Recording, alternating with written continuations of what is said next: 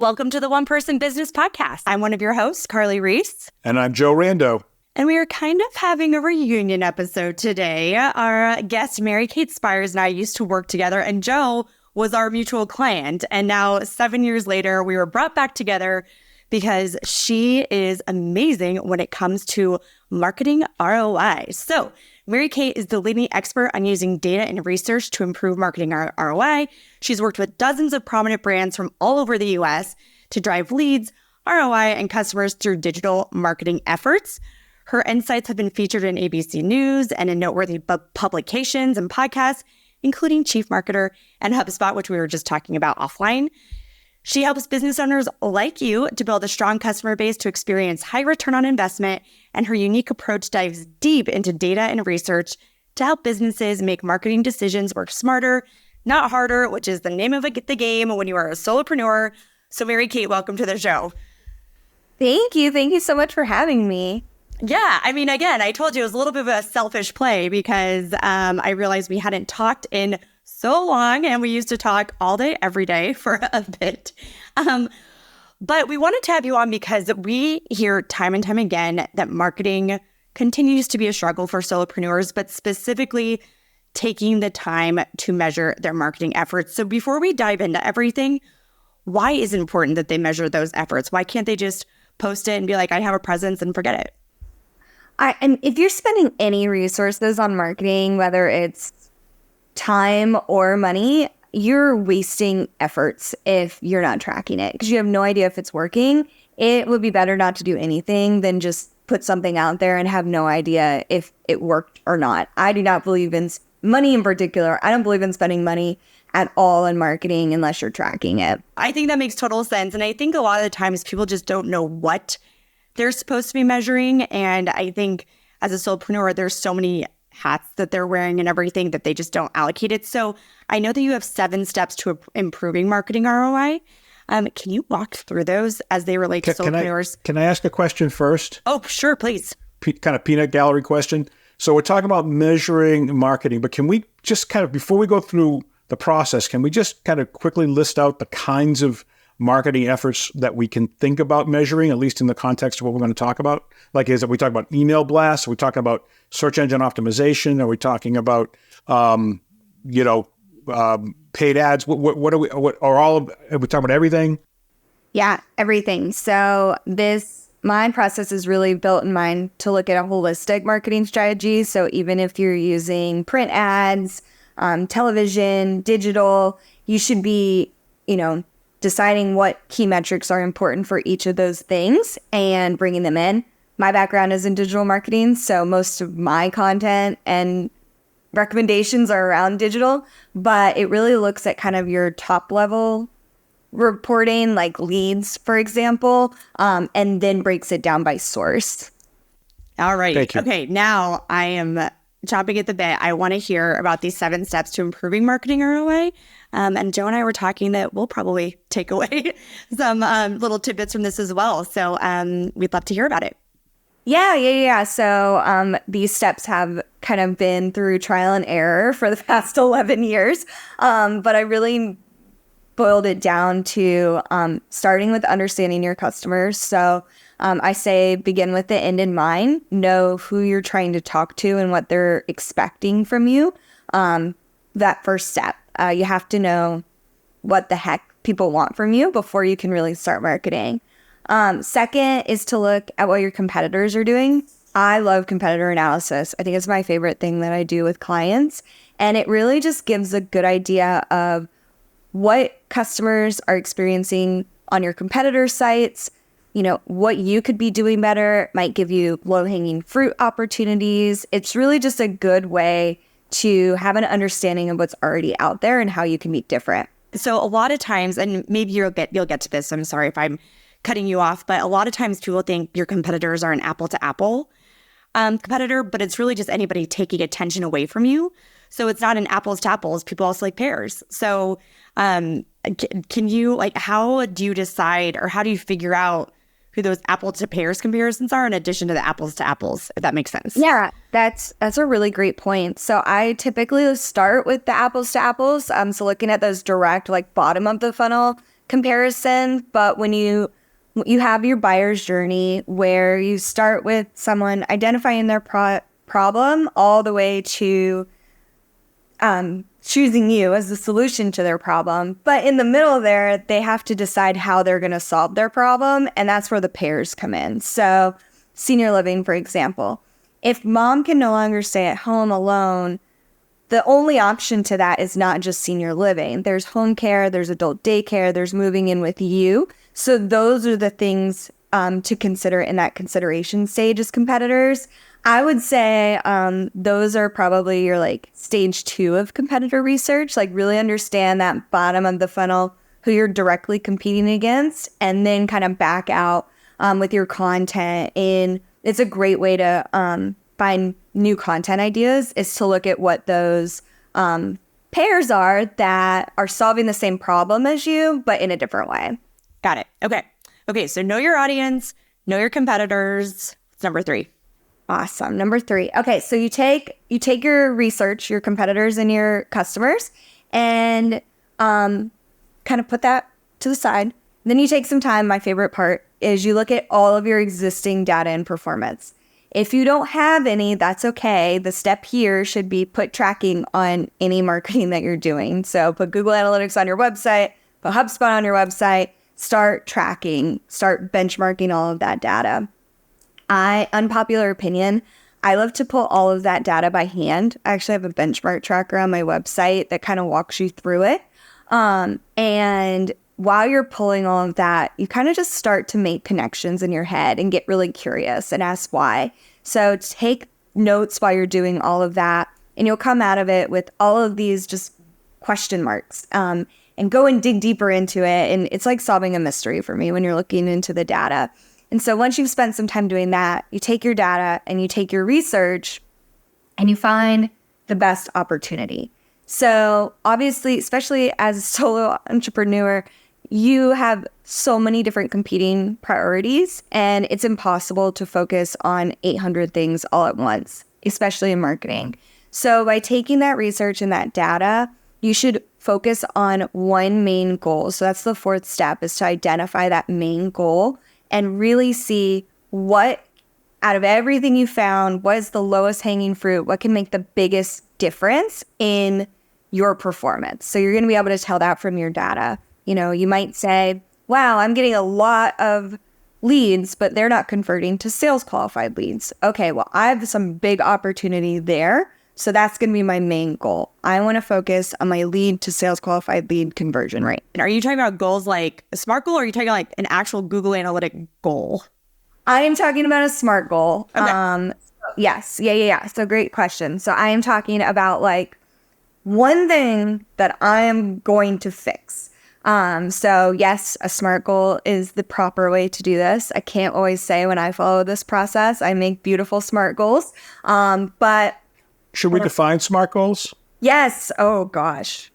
Specific, measurable, actionable, realistic, and timely. You get a prize. Whoa. You did it.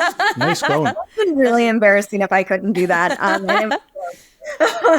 But yeah, and I really like the time part of SMART goals because, you know, increase my conversion rate. Okay, well, how are you going to know when you hit that? So it is good to sit down and be like, okay, I'd like to get it to this point by this time. I'm going to do it by X, Y, and Z. And that X, Y, and Z is step number 5. So once you've decided, like, this is what I'm going to focus on, then you get to treat it like a science experiment. So you're going to test strategy and tactics. So for example, the main reason I came up with this process was for a client.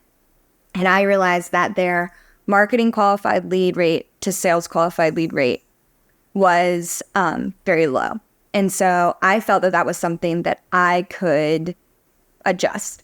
And so I looked at all the data and I realized that paid search was what was not converting well. So I created a hypothesis, like a science experiment, and was like, all right, if we tried, this with paid search, will it improve our conversion rate? So I let that test run. And I always say, try to let a test run for at least 3 months, especially when it comes to digital. And then I went to step number 6 and I evaluated it. Did it work? Was my hypothesis right? And then from there, step 7, the final step, is to apply the lessons learned. So if it didn't work, try a new hypothesis, keep pushing away at that goal. If it did work, roll it out at a larger scale if that's possible for you, or go back to step 4 and just keep now, all right, what can we change next? And so it's an ever-evolving process from that 4 to 7. But 1 and 3 is good to keep in mind at least once a year too, because your customers might change, your competitors might change, and it's always good to be tracking your data. If you cannot tell, I don't like to do anything if I'm not tracking data. You mentioned that. Hey, question for you. You said that you had an actual customer and you tried this thing. Did it work? It did work. So, and I misspoke earlier. It was not SQL it was not MQL to SQL rate. It was actually sales qualified lead to opportunity rate. So that just pretty much meant once we were passing a lead to sales, was it a good lead? Was sales able to work that lead? And I realized that I thought we were sending them all sorts of great leads and everything was fine. But in actuality, the quality was low. And so when I figured that out by looking at all my data, we tested with paid search, and we took the SQL to opportunity rate from 32% to 52%. Nice. So let's back up for a second, though, and just because, we are talking about solopreneurs. They don't have sales departments, but these concepts are still really important. So as we think about, an MQL, marketing qualified lead, somebody that you've engaged, seems like it's possible that you're going to get some traction with them, but it's not clear yet. Then the next one is, you said SQL or sales qualified lead.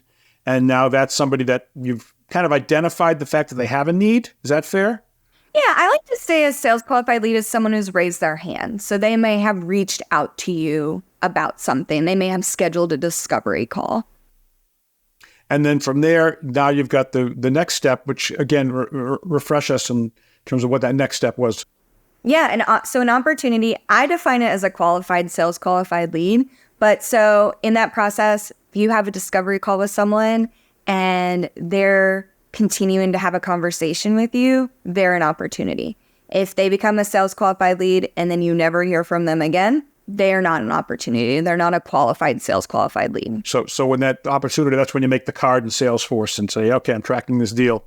Got it. Yeah, that makes total sense. And I mean, any solopreneur that's, selling something, whether it's a service or a product, unless they're selling something low price that they're just kind of, transacting online, is going to want to think about this stuff. So thank you.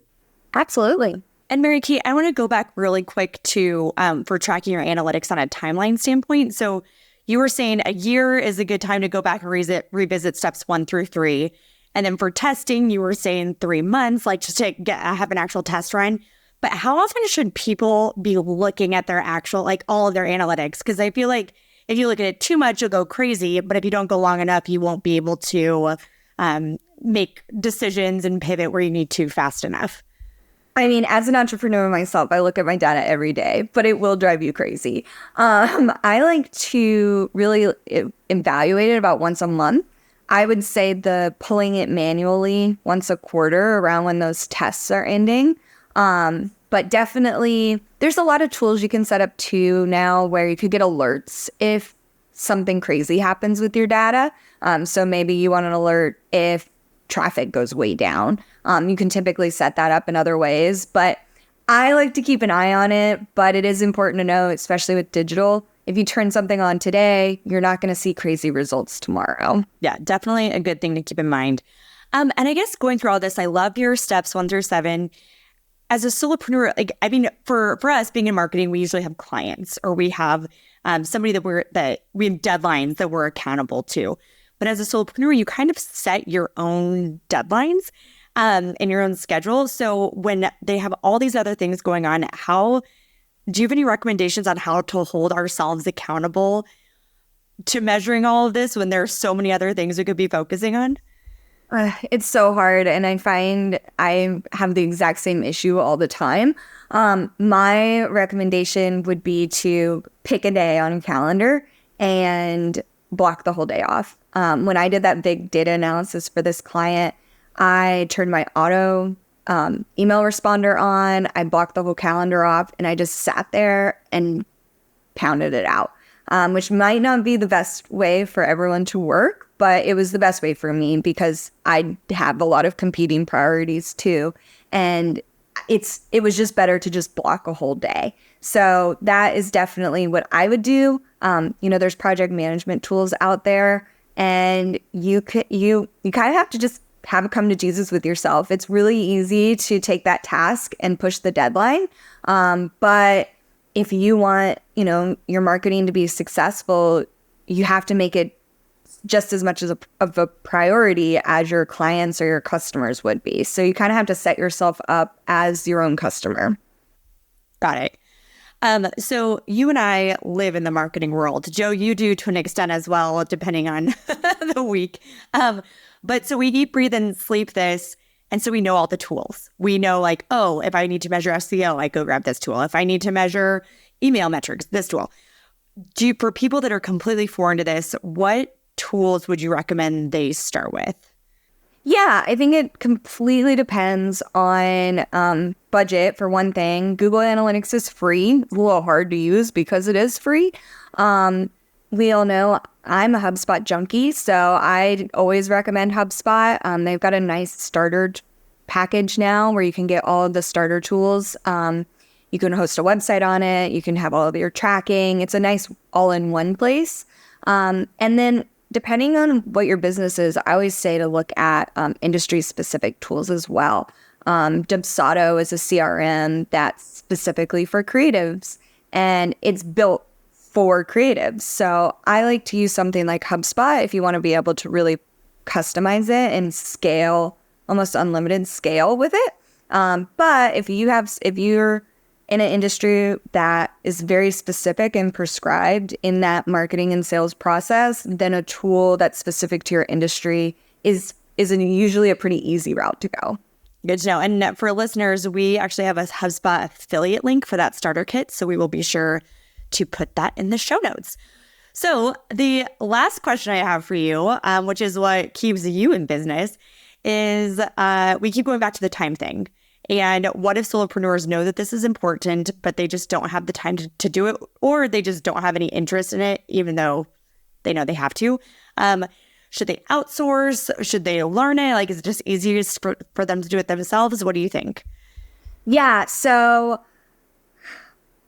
it's such a good question because I have varying opinions on it. I'm the kind of entrepreneur who wants to just do everything myself, but I also started working at 7 a.m. this morning and don't know when I'll end. So if you can invest in it, I definitely think experts are helpful, especially experts that have a really specific skill set. So what I like to do, yes, I'm in marketing, but I like to think of myself as a general contractor. So I have a decent understanding of all the digital marketing tactics, but I don't have a really in-depth understanding of any of them. So I find partners that, are SEO experts, are paid media experts, and I work with them and I outsource to them so that I'm monitoring the overall success of it, but I don't have to go and learn everything about everything. So it works well. I would just say a big passion of mine is making sure that when you are working with partners, you know enough to be dangerous and ask the right questions. Unfortunately, in the digital marketing industry in particular, you can get some snake oil salesmen. So definitely do a little bit of research and understand, what you need. And really make sure your partner has your best interest in mind. Have your contractors come naturally just from working in the industry, or do you have any other places people might be able to look if they're looking for contractors? Yeah, most of them have come naturally, but your network is a great place to start. When somebody's already worked with them, you're much more and recommends them, you're much more likely to have a good experience with them. Tools like Upwork and Fiverr are always helpful too, depending on, what you're looking for. I found a few people on Indeed even that I just hired as contractors who are specific in a certain industry, or not industry, but tactic. Okay. Oh my gosh, this has been super helpful. And it's funny because I mean, even us, we get in the hamster wheel and it's like, oh gosh, no, we need to look at analytics. And Joe is so good over I guess over the summer because it's already almost fall. We set analytics meetings on the calendar because it's like, oh yeah, we have to talk about analytics. Oh my goodness. It's so easy to forget, and you just have to. I mean, if you want to grow, you don't have to, but it really does help. Apparently you want to do that as a business owner. But you spend your days trying to help people find success through marketing. So what is your favorite quote about success? Okay, so I've been thinking about this, and you can judge me because it's not a real quote about success. But the first thing that came to mind was the Nike slogan, "Just do it," because I feel like that really captures kind of how I approach things. Like, I might not know how I'm gonna do it, but I'm gonna figure it out, and I am gonna just work at it until I figure it out or find someone who can help me. And so, yeah, you just do it. I love it. It's so funny. We had an interview yesterday on trademark registration, and she kept using Nike as an example of like how it's just in our brains, and it's so true. Like we think of it is. I mean, literally the first thing that popped in my head, and I'm like, well, it does fit. I mean, it's not really a quote, but good job. for them. Good job, Nike marketing. I think it is. I mean, the way it was said in the business school books was a bias toward action. Do something, right? Do something. It's better to do something than nothing. Absolutely. I love that. Well, Mary Kate, you are just wonderful. I want to schedule like a virtual happy hour with you soon to finish catching up. But where can people find more about you and contact you if they even want to work with you? Yeah, absolutely. So my name is Mary Kate with the C, Spires. And that is me everywhere on social media. My website's marycatespires.com. So you can just Google my name and find me wherever you'd like. Wonderful. We will put all that in the show notes. And Mary Kate, can we also, you mentioned a link earlier that you have on your website, the benchmark. Can we include that? I'll have you email that. We will include that in the show notes as well. But it is so great catching up with you. We can't thank you enough for coming on today. And listeners, thank you so much for tuning in. We look forward to seeing you next week with our next episode of the One Person Business Podcast.